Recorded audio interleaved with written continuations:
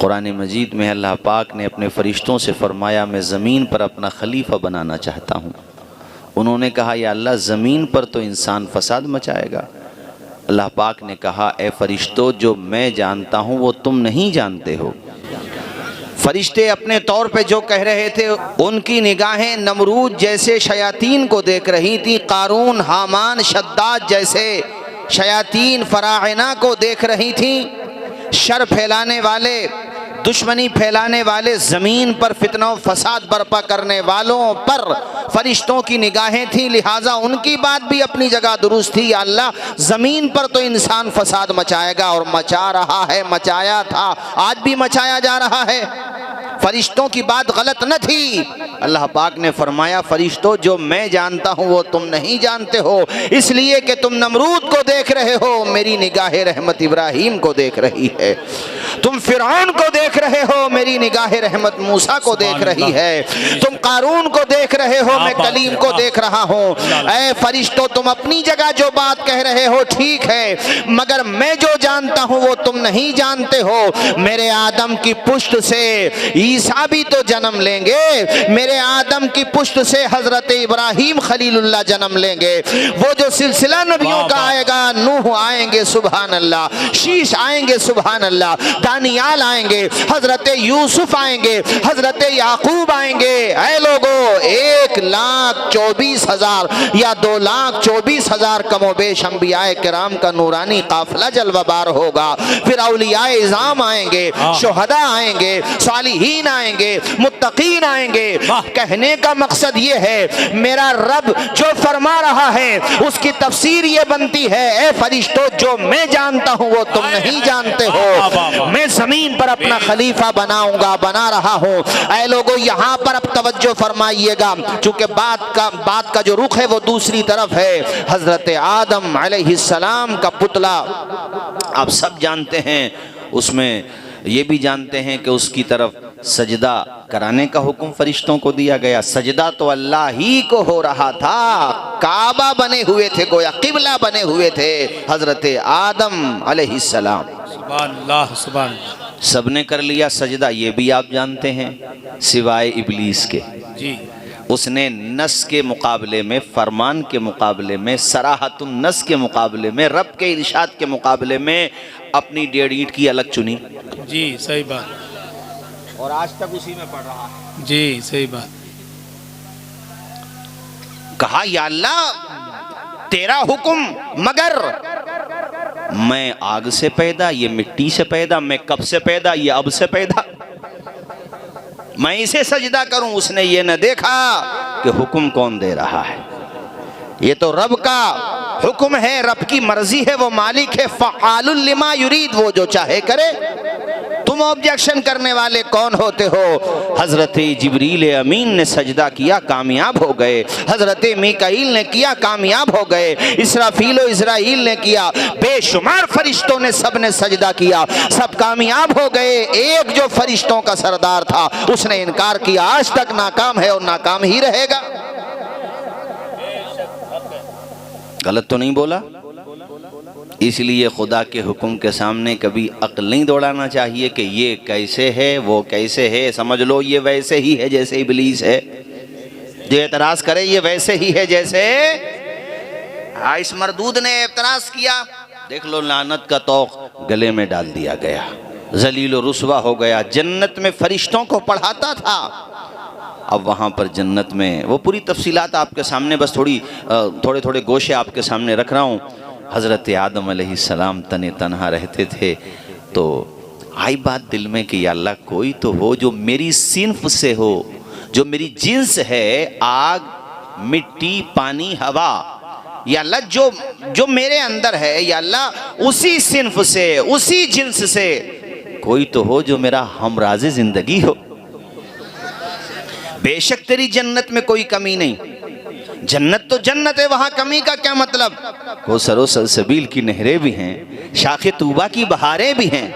मेरे मालिक जन्नत तो जन्नत है, ग़िज़ाओं का जवाब नहीं, मेवाजात का जवाब नहीं, हवाओं का जवाब नहीं, पानी का जवाब नहीं, शहद का जवाब नहीं, मगर या अल्लाह कोई तो वो हो जो मेरी ही जिन्स से हो, जिससे मैं अपनी बातें कह सकूं, उसकी सुन सकूं।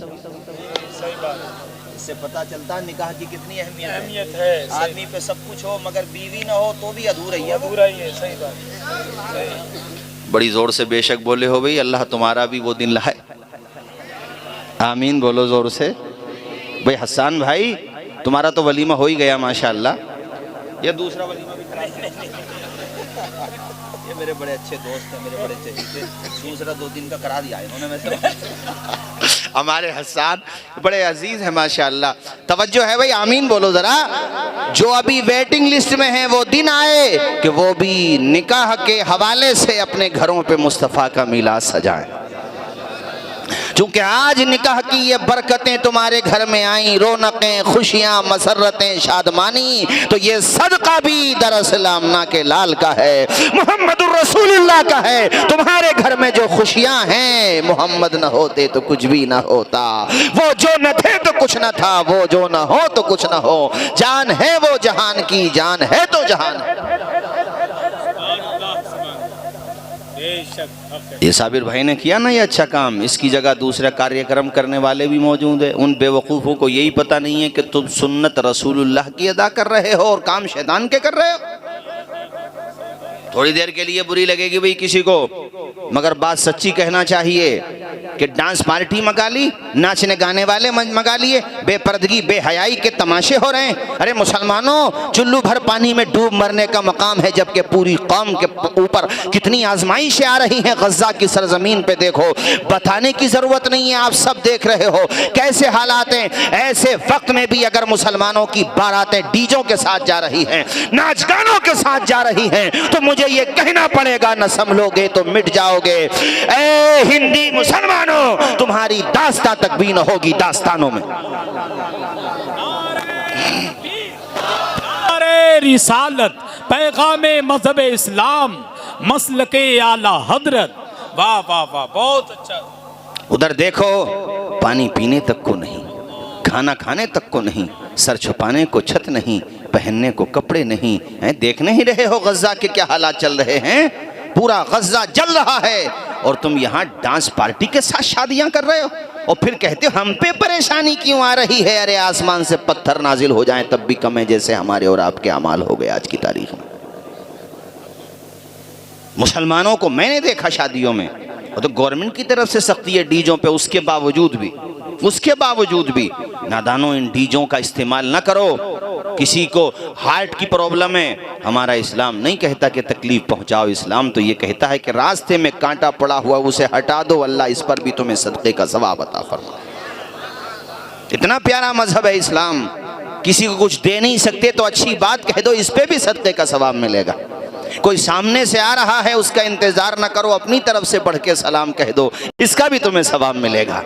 ऐसा प्यारा मजहब है इस्लाम कि सलाम करो तब भी सवाब है, सलाम का जवाब दो तब भी सवाब है, मगर सलाम करोगे तो सवाब ज्यादा मिलेगा। आप चूंकि एक विलेज में, करिया, एक गांव में रहते हैं, आपसे कहता हूं, गांवों में पार्टी बंदी, ग्रुप बंदी, खानदान और बिरादरी, ये सब चीजें ज्यादा होती हैं। इन सब चीजों की दीवार को गिरा दो, इन सब चीजों को खत्म कर दो। सलाम करने में पहल किया करो। अदब से झुकता है, झुककर सलाम करता है। फकीर दिल को सिकंदर सलाम करता है। न इसमें रहना कि कोई तुम्हें सलाम करे, बड़ा तो वो है जो बढ़कर सलाम करता है। राशिद निजामी साहब, ऐसा निकाह कभी अपने वहां पर मत होने दो कि बड़े बूढ़ों को शर्म की वजह से निगाहें झुकाना पड़े। और याद रखना, वो बारातें, वो शादियां जिनमें खुदाए पाक की नाराज़ी के काम किए जाते हैं, वो शादियां टिक भी नहीं पाती हैं। पूछ लो, भाई का तजर्बा है कि हम अपने दिल की हसरत निकाल रहे हैं, हसरत निकालने वाले कब्रों में चले गए। मेरे सामने कितनी मिसालें हैं। हमारे वहाँ पे एक बारात गई थी अमरोहा, चश्मदीद जो गवाह हैं उन्होंने मुझे बताया, ये पूरी रात तूफान बदतमीजी, न सोए न सोने दिया, डीजों के आगे रीछों की तरह नाचते रहे, तमाशा करते रहे, बेपर्दगी की, भूल गए कि मोहम्मद अरबी के उम्मती हैं सल्लल्लाहु अलैहि वसल्लम। देखने वाले देखें तो शर्मा जाएं। तहजीब में तुम हो नसारा तो तमद्दुन में हुनूद। ये मुसलमान हैं जिन्हें देख के शर्माए यहूद। यूं तो सैयद भी हो, मिर्जा भी हो, अफगान भी हो, तुम सभी कुछ हो, बताओ मुसलमान भी हो। पूरी रात तूफान बदतमीजी, शैतानियत, बेहयाई। और जब बारात गई तो वो गाड़ियों पे भी डीजे रख के वो शैतानी करते गए।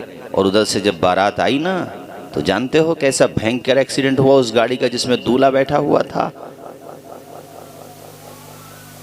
गए थे दुल्हन लेने, डेथ बॉडी वापस आ रही थी, लाशें वापस आ रही थी। ये सिर्फ मैंने एक नज़ीर दी। स्वार में भी एक ऐसा वाकया हुआ। आप तलाश करोगे, अखबारात की कटिंग तलाश करोगे तो आपको यहाँ आसपास भी ऐसे वाकयात मिल जाएंगे हैं कि फायरिंग की लोगों ने शादी के बाद, तो कितनों के छप्पर जल गए और छप्पर के बाद कितनों के घर जल गए। कोर्ट कचहरी तक मामला पहुंचा, प्रशासन पे भी। यार हमारा अच्छा असर पड़े कैसे जब वो हमारी इतनी उदमगर्दियां देखते हैं। तो अच्छे काम करेंगे तब ना अच्छा असर पड़ेगा किसी पर। अब ये IPL की बला चल रही है इस वक्त। हमारे जवान लड़के, बताओ इस्लाम में जुआ सख्त हराम है और जुआ खेल रहे हैं उस पे। आज तक किसी जुआरी, सटोरी, कटोरी को तुमने मालदार होता हुआ देखा है? 5 लाख रुपए जीत जाएगा तो जब तक चैन से नहीं बैठेगा जब तक 10 हार नहीं जाएगा। मैंने तो अखबार में पढ़ा कि एक लड़का जो है वो पहले मकान हारा, फिर दुकान हारा, फिर जनाबे वाला अपनी बीवी हार गया। हाँ भाई, ये ऐसी बला क्यों पड़े हो आप इस बला में? साथियों, पलट के मोहम्मद अरबी की चौखट पे आ जाओ। यही मिलेगी तुम्हें कामयाबी, यही मिलेगा दिल का सुकून कि मोहम्मद से वफा तूने तो हम तेरे हैं। ये जहां चीज है क्या लोहो कलम तेरे हैं। शोला भी तेरे हाथ में गुलजार बनेगा, शोला भी तेरे हाथ में गुलजार बनेगा। जिस दिन तू मोहम्मद का वफादार बनेगा, जिस दिन तू मोहम्मद का वफादार बनेगा। बदलेंगे लबो लहजा न हम होठ सिएंगे, पीना जो पड़ा जहर तो हम जहर पिएंगे। हंस हंस के हर की कैब के आलम में जिएंगे। दुनिया में तेरे नाम को रुसवा न करेंगे। आप भी पढ़े मेरे साथ, मर जाएंगे ईमान का सौदा। माशाल्लाह भाई, मजमा बेदार है भाई हसन भाई। पढ़े सारे लोग, मर जाएंगे ईमान का। कुरानी ही दस्तूरे असासी है हमारा, कायद भी मोहम्मद सा मिसाली है हमारा। अब हम किसी रहबर की तमन्ना न करेंगे। जरा पढ़ें, मर जाएंगे, माशाल्लाह, मर जाएंगे हम दिल से हर एक नक्श कदूरत को मिटा कर, तफरीक के भड़के हुए शोलों को बुझा कर। दम लेंगे हम इंसान को इंसान बना कर, आबाद ये उजड़ा हुआ काशा न करेंगे। मर जाएंगे, मर जाएंगे ईमान का।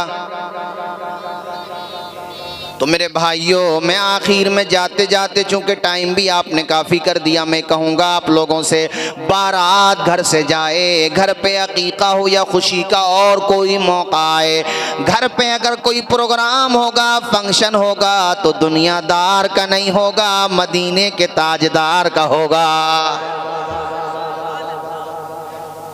नाच गाने का नहीं होगा, नबी के तराने का होगा। जरा जोर से बोलो यार। हैं, नातें पढ़ी जाएंगी, तकरीरें की जाएंगी, अल्लाह रसूल का नसर में, नज़म में जिक्र किया जाएगा। अब आज साबिर भाई ने यहाँ पे ये प्रोग्राम किया, सुबहान अल्लाह सुबहान अल्लाह। इंसान तो है ही, अल्लाह जाने कितने फरिश्ते भी मौजूद होंगे। गलत तो नहीं कह रहा हूँ भाई? हैं, कितने फरिश्ते मौजूद होंगे। और फिर निकाह, वो रिश्ता जो दुनिया में कायम नहीं हुआ सबसे पहले, बल्कि जन्नत में कायम हुआ। हजरत आदम अलैहिस्सलाम तने तन्हा रहते थे, उन्होंने जब ये तमन्ना की, और तमन्ना दिल में डालने वाली जात भी खुदा की जात है, तो आंख लगी उनकी, और उनकी बाईं पसली से हम सब की माँ हजरत हव्वा, जोर से बोलो क्या नाम लिया मैंने, हजरते, आवाज आए हजरते, और फिर जनाबे वाला उनका निकाह। तो मुझे बताओ, इंसानों के दरमियान सबसे पहला जो रिश्ता कायम हुआ, उस रिश्ते का नाम क्या हुआ? आप अपनी जबान से लेकर के बताओ, क्या हुआ उस रिश्ते का नाम? निकाह। जोर से बोलो क्या हुआ भाई? सबसे पहले इंसान आदम और हव्वा ही तो हैं, तो उनके दरमियान रिश्ता जो कायम हुआ वो निकाह का है ना, मियाँ बीवी का है, हैं? शौहर बीवी का है। कहाँ कायम हुआ ये? आवाज आए, कहाँ कायम हुआ? वो सब आपने सुना हुआ है, फिर कि वो कैसे ज़मीन पे आए। एक जो है जिद्दा में हजरत हव्वा, और वो सरंदीप ये इधर श्रीलंका, उस वक़्त अपने भारत ही का हिस्सा था। और फिर वो भी आप जानते पूरी तफसीलात। यहाँ जो मैं निचोड़ के तौर पे बताना चाहता हूँ वो ये है कि इस रिश्ते को मोहब्बत के साथ बढ़ाओ, कायम रखो, निकाह को आसान करो ताकि बुराइयों का दरवाज़ा बंद हो सके। निकाह को फैलाओ, निकाह की तरगीब दो, निकाह में ख़र्चे कम करो, बढ़ाओ नहीं। निकाह में ख़र्चे कम करोगे तो वो बेटियां जो गुर्बत की वजह से अपनी चार दीवारी में बैठी हुई हैं उनके भी हाथ पीले हो जाएंगे। निकाह को आसान करो, इस्लाम ने निकाह को आसान किया है। धी बेटियों को देने से शरीयत मना नहीं करती, मगर ये नुमाइश तो ना करो कि दूसरों को परेशानी हो। शरीय ज़ाब्ते में जो शरीयत ने हुकूक रखे हैं उस तौर पे अगर इस्लाम शादियां करने लगे तो अमीरों की शादी भी आसानी से हो जाएगी, गरीबों की शादियां भी आसानी से हो जाएगी।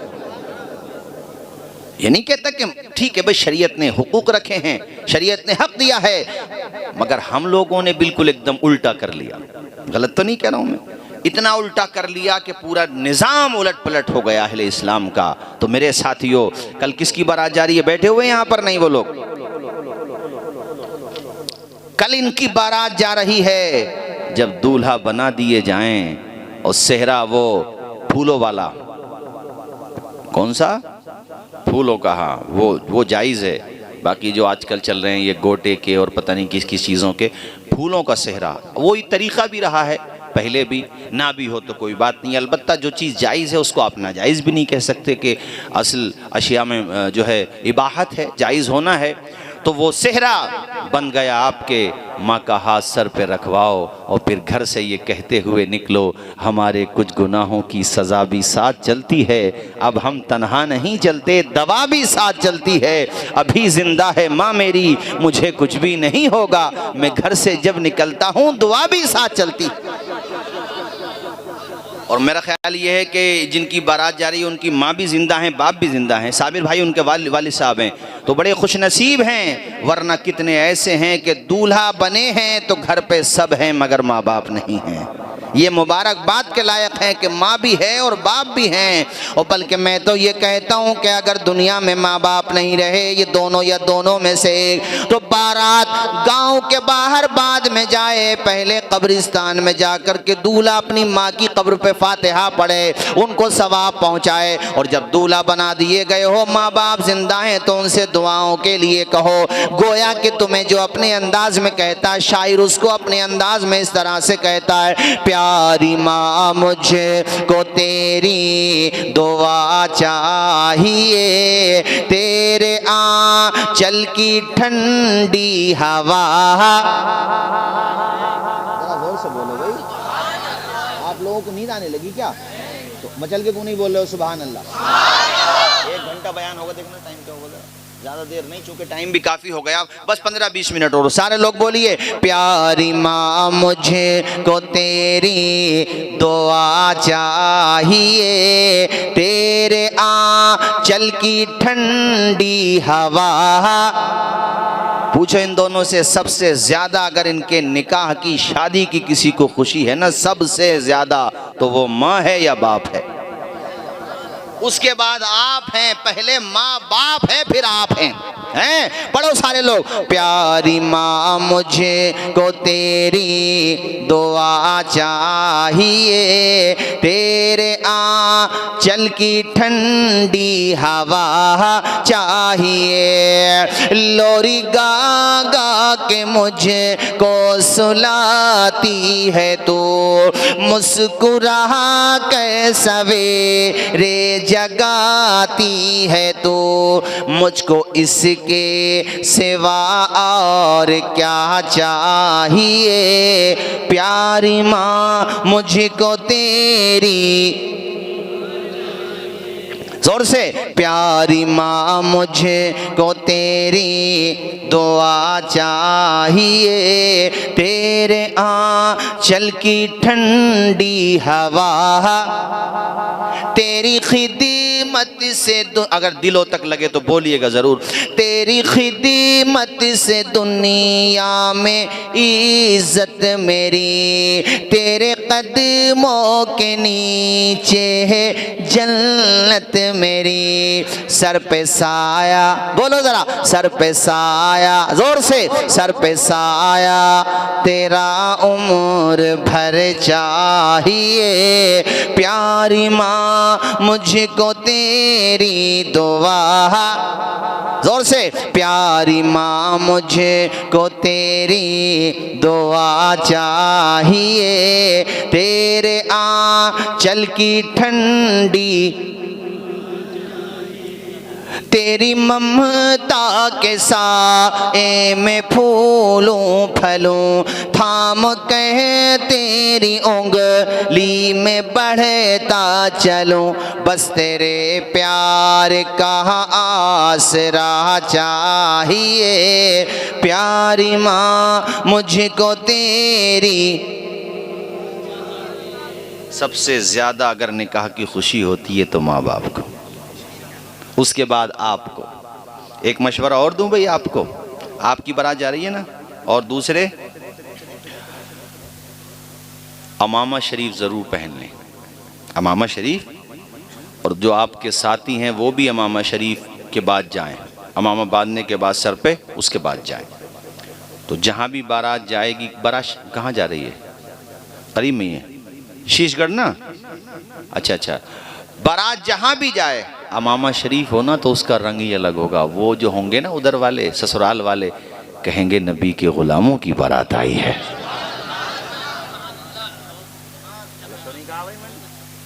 और अगर पूछते हुए जाओगे रीछों की तरह तो कंगे तो कुछ ना ससुरालियां दबाव में है।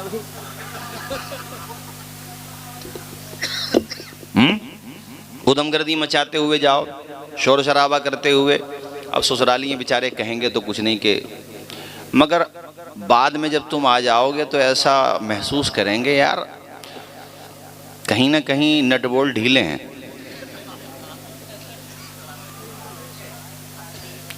उन्हें ये लगेगा कि कहीं या तो कन्फ्यूज़न का शिकार हैं या मिक्सिंग या फिक्सिंग का शिकार हैं।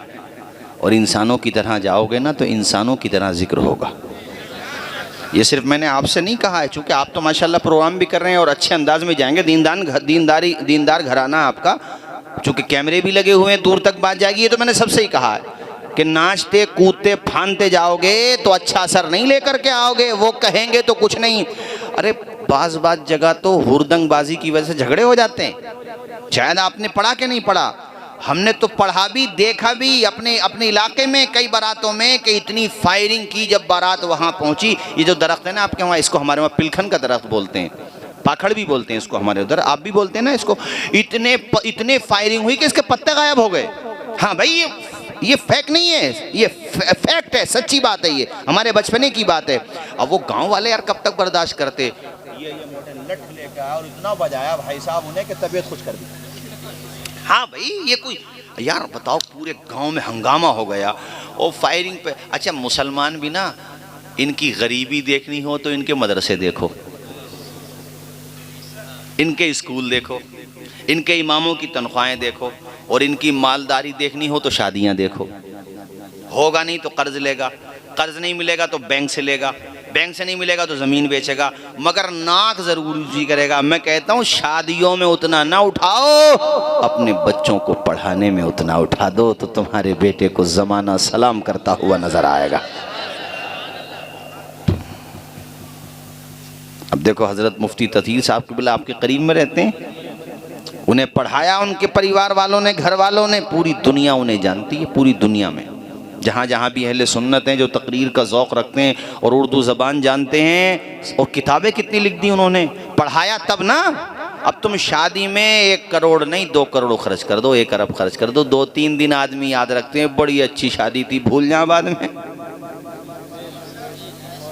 और नाक तो किसी की ऊंची ना हुई और मूंछ की लड़ाई किसी की पूरी ना हुई। अरे भैया जब कारून की पूरी ना हुई तो ये तो बात के तो बहुत छोटे छोटे हैं, उसके पास तो इतनी मालियत थी भाईजान कि कजावों में खजानों की चाबियां रख के जाती थी ऊँटों। जब बताओ जिसके खजानों की चाबियां कजावों में रख के जाती, कितना खजाना होगा उसके पास। मगर मुझे बताओ क्या अंजाम हुआ उसका, आपको पता है क्या अंजाम हुआ उसका? मूसा के मुकाबिल में जब आ गया कारून, पाई गुरूर की सजा, मारा गया मलऊन। हुक्मे खुदा से धरती फटी और धस गया। व तो इज़्ज़ु मन तशाओ व तो ज़िल्लु मन तशा। नादान को इस बात का बिल्कुल नहीं पता।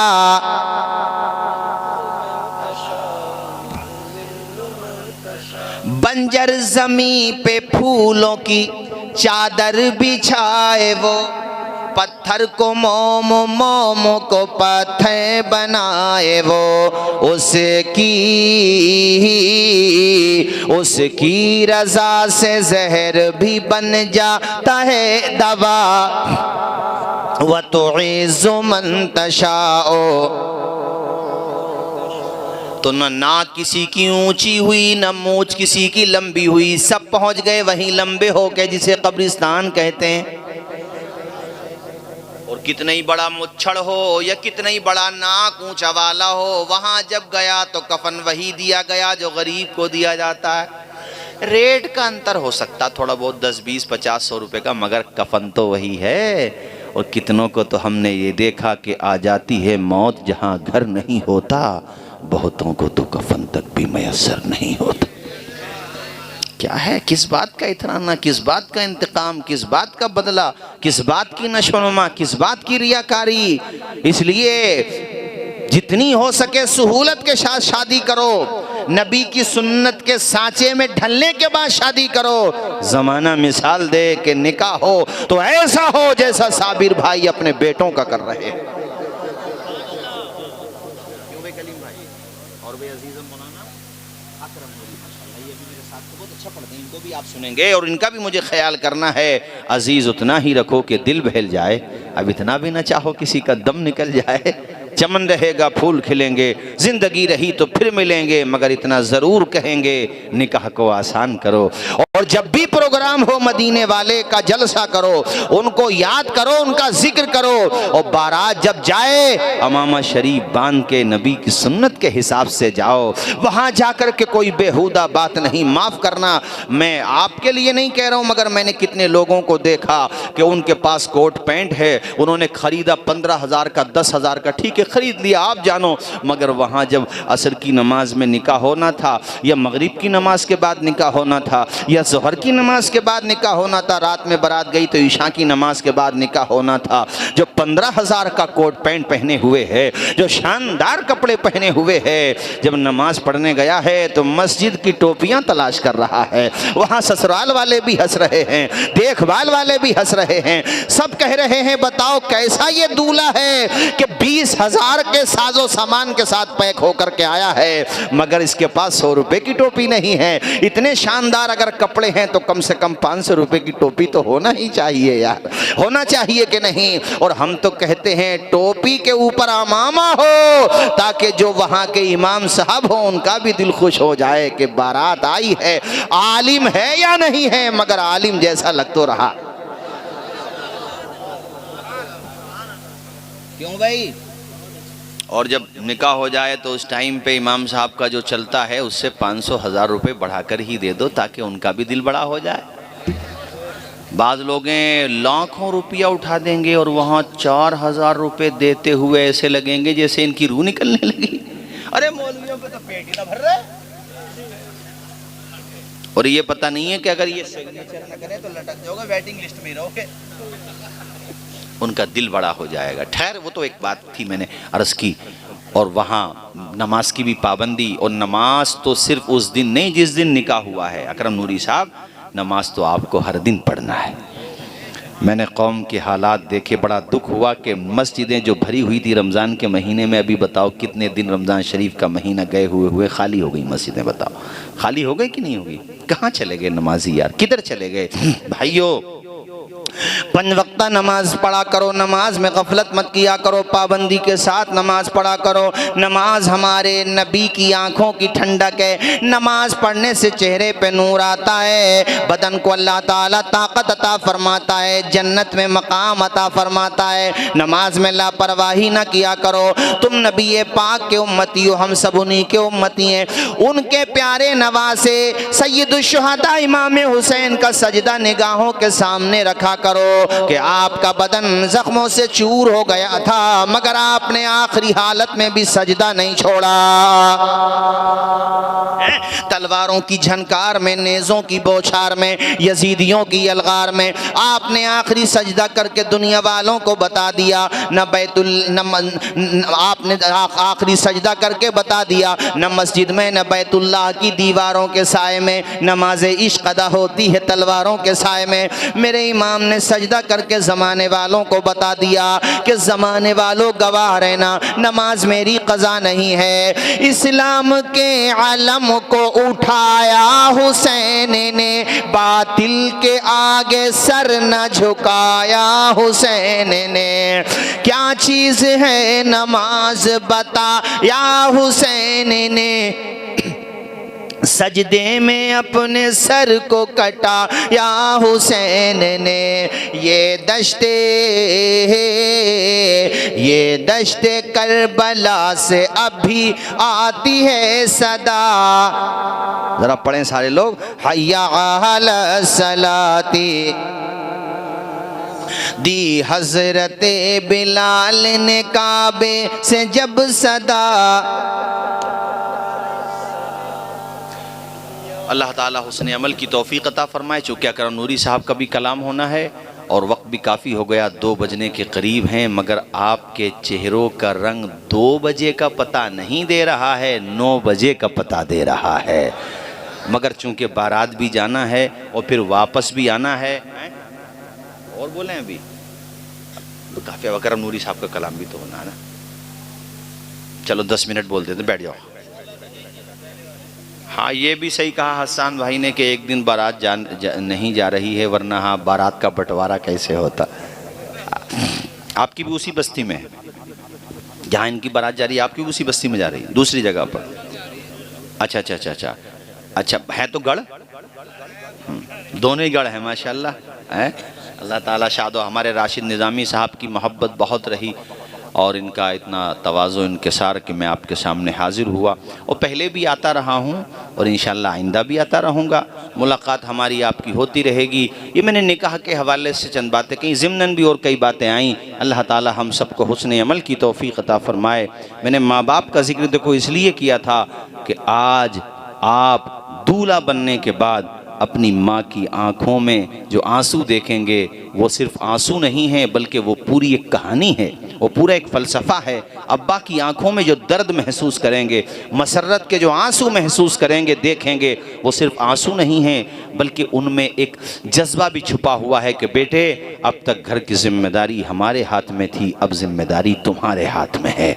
तुम्हें दोनों को साथ लेकर के चलना है, सबके हुकूक अदा करना है। मैं तो निकाह के प्रोग्राम में कहा करता हूँ कि आने वाली दुल्हनें अपने सास ससुर को सास ससुर की निगाह से न देखा करें, माँ बाप की निगाह से देखा करें। कोई बात घर पे हो जाए तो मैके में जाकर के शिकायत ना किया करें, मनफी बात है छिपा लिया करें। कितनी बेटियां मैंने देखी हैं कि ससुराल में बड़ी परेशानियां उठाई, बड़े ताने उन्होंने फेस किए, बहुत दिक्कतें उठाई, टाइम अगर सब्र किया, रिजल्ट उसका आया साल में, 2 साल में, 5 साल, 10 साल में, कि वही घर जो उनके काटने को दौड़ता था, उस सब्र का फल इतना मीठा हुआ कि उस घर में उनका चर्चा होने लगा।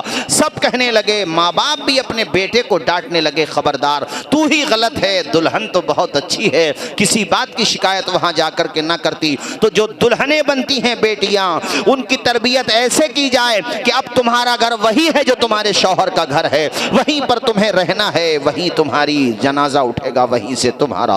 यही वजह है, कहने वालों ने कहा है, जनाजा उठाना आसान होता है, माँ बाप के लिए डोली उठाना आसान नहीं होता है। बेटी की जब डोली उठाई जा रही होती है तो गोया कि उसका जनाजा भी उठ रहा होता है।